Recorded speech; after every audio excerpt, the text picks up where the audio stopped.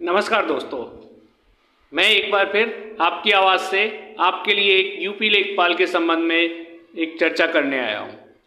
दोस्तों, हम अपना समय न लेते हुए इस वीडियो को थोड़ा देखिएगा ध्यान से और क्या समझ में आता है आपके कमेंट करिएगा।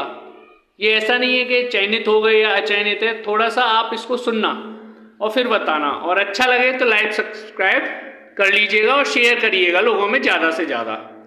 जैसा कि आप देख रहे हैं, सबसे पहले हम बताना चाहेंगे आपका यूपी लेखपाल। जैसा कि आपने देखा होगा, सबसे पहले यूपी लेखपाल की भर्ती कब आई थी? कई साल गुजर गए। पहले होती थी जिला लेवल पे, उसमें बहुत सारी असंगतियां पाई गई तो देखा गया कि यूपी SSS के थ्रू करा दीजिए।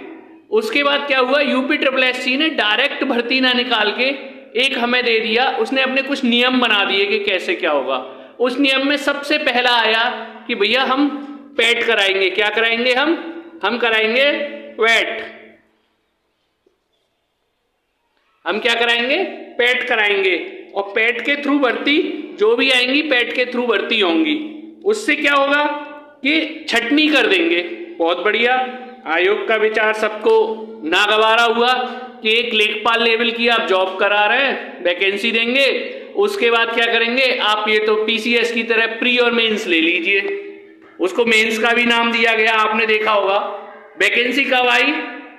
जुलाई 2022 में वैकेंसी आई। कब आई वैकेंसी? जुलाई 2022 में आई। जुलाई 22 में वैकेंसी आती है, और जब जुलाई 22 में वैकेंसी आती है तो इसमें 2,15,000 लगभग लोगों को इसमें शॉर्टलिस्ट किया जाता है। बाकी ने मेहनत की है ना, पैट दिया, वो सब बेकार हो गए। कोई बात नहीं, इतने पे भी लोग खुश हुए। उसके बाद पेपर की डेट कैंसिल होती है, रीडेट आती है, ये सब कुछ चलता रहता है। बच्चों का धैर्य देखिए कि वो भी चलता रहता है, कोई बात नहीं। उसके बाद पेपर भी हो जाता है। पेपर में एक विवाद आता है, एक रिपोर्ट आती है कि इस STF की रिपोर्ट आती है। किसकी आती है? STF की रिपोर्ट आती है, जिसमें कि बताया जाता है 15,000 संदिग्ध बैठे हैं। STF की रिपोर्ट थी। ये किसी ना बच्चे ने कुछ बोला था, ना किसी ने कुछ बोला था, और इनके मुताबिक ही जैसे ही पेपर दे के आते हैं, अगले दिन न्यूज़पेपर की खबर होती है कि इसमें 15,000 संदिग्ध बैठे हैं। कोई फर्क नहीं पड़ता, उसकी जांच होती है, क्या होता है आज तक नहीं बताया गया। उसके बाद पेपर के बाद कुछ दिनों के बाद आंसर की आती है। आंसर की आपकी पूरी की पूरी विवाद में उलझी हुई होती है। क्यों? अब मैं आपको बताना चाहता हूं। एक क्वेश्चन में अगर आयोग किसी और क्वेश्चन को मानता है, दूसरे वही पेपर अगर PCS कराता है या और कोई संस्था कराती है, उसमें उसका उत्तर और होता है, तो क्या अब किताबें आपकी यूपी SSS के हिसाब से छपनी चाहिए, या NCERT सिर्फ यूपी SSS के आधार पर बननी चाहिए कि भैया PCS के लिए और पढ़ी जाएगी, यूपी SSS के लिए और पढ़ी जाएगी, UPSC के लिए और पढ़ी जाएगी? क्या मतलब निकलता है? जितने भी क्वेश्चंस थे उसमें विवादास्पद कम से कम 17 क्वेश्चनों पर 17 से 20 क्वेश्चन ऐसे थे जिनमें कि आज भी बच्चों के दिमाग में ये है कि ये कहीं ना कहीं इनके उत्तर गलत माने गए हैं। तो इससे क्या फर्क पड़ता है? आप देखिए, जो 8,000 लगभग हमारे 8,000 कितने 8,000 जो कैंडिडेट सेलेक्ट हैं, जो कैंडिडेट हमारे सेलेक्ट हैं, उनको फाइनल लिस्ट में वो कर दिया गया, जबकि कोर्ट का मैटर क्लियर नहीं हुआ। चलो उसके बाद भी कर दिया गया, कोई दिक्कत नहीं। लेकिन हुआ क्या, उसके बाद स्टे आ जाती है। भर्ती पे अगर स्टे आती है तो कभी किसी ने सोचा कि जो बच्चा सेलेक्ट हो गया उसके मानसिक उस पर क्या प्रभाव पड़ रहा है? जो पहले से सेलेक्ट नहीं था, आधे या 1 नंबर से रह गया था, चलो मानते हैं, चाहे उसने मेहनत तो उसने भी की बराबर, उसने भी कहीं ना कहीं से वो क्वेश्चन पढ़ा, और उसने भी चैलेंज जब किया कहीं ना कहीं से उसने पढ़ा, तभी तो चैलेंज किया। अगर ऐसा नहीं होता तो आयोग को अपनी गलतियां नजर नहीं आती तो 16 क्वेश्चन पर फुल मार्क्स कभी नहीं देता आयोग। उज्ज्वला वाला कितने बार आंसर बदला गया, पहले आंसर आया, फिर आयोग ने A और D मान लिया, फिर उसके बाद कोर्ट ने उसको डी मान लिया। ऐसा ऐसा ऐसा झोल कभी देखा आपने, है ना? तो इससे क्या फर्क पड़ता है कि पढ़ाई किस हिसाब से की जाए। फिर तो पर्टिकुलर बुक्स छपनी चाहिए, तब बताया जाएगा कि सिर्फ हम तो इन क्वेश्चंस को रेफर करेंगे और कहीं मानेंगे नहीं। तो इससे फर्क पड़ता है स्टडी पे, लोगों की पे, पढ़ाई पे पड़ता है कि जो बच्चा जरूरी नहीं कोई एक में वो हो। और मैं एक अलग और एक और चीज आती है जो आपको बताना चाहूंगा, जो बोल रहे हैं कि हम अदर जॉब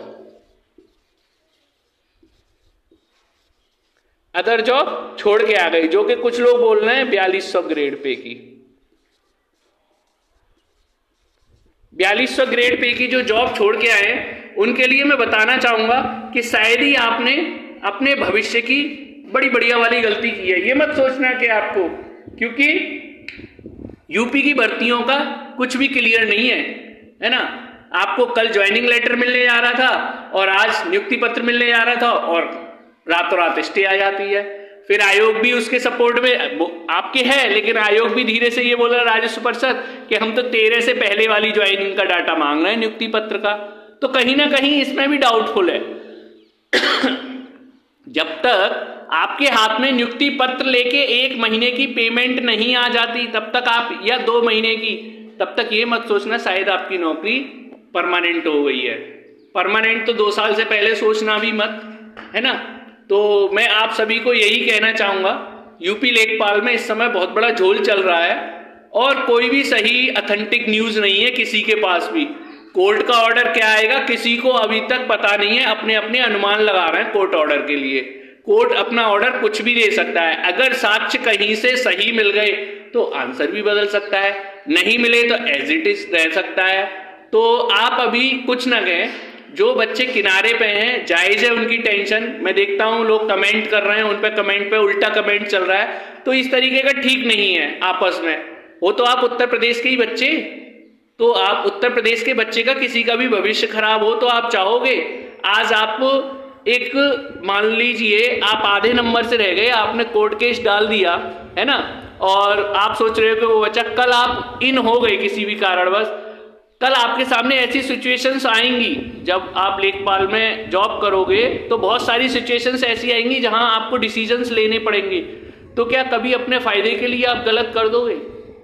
या मैं उनसे पूछना चाहता हूं जो चयनित हो गए हैं, जो आज इतने टेंशन में हैं कि आप कह रहे हो क्या उस बच्चे ने भी पढ़ाई की, तो आप आपस में ऐसे कमेंट ना करें, धैर्य का परिचय दें। जब जॉब लग जाती है तो जॉब वाले बंदे को फिर वो बच्चा नहीं रहता, ठीक है? फिर आप एक शासन के कर्मचारी हो गए, और एक कर्मचारी को क्या है, धैर्य रखना पड़ता है। बहुत सारी चीज है दिल में, तो बहुत सारी आप जब जॉब में आ जाओगे तो काम सीखोगे तब पता चलेगा। तो मैं आपसे यही कहना चाहूंगा, धैर्य बनाए रखें।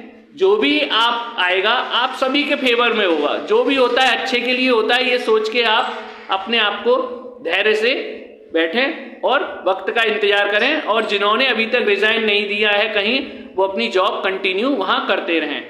धन्यवाद। अगर मेरी बात आपको मोटिवेशन अच्छा लगा है तो जरूर इसको लाइक करें, सब्सक्राइब करें, और जो भी अगर कहीं गलत भी लगा है तो मुझे कमेंट करें प्लीज। आपके किए हुए कमेंट मुझे अच्छा मोटिवेशन देते हैं। Thank you. जय हिंद, जय भारत।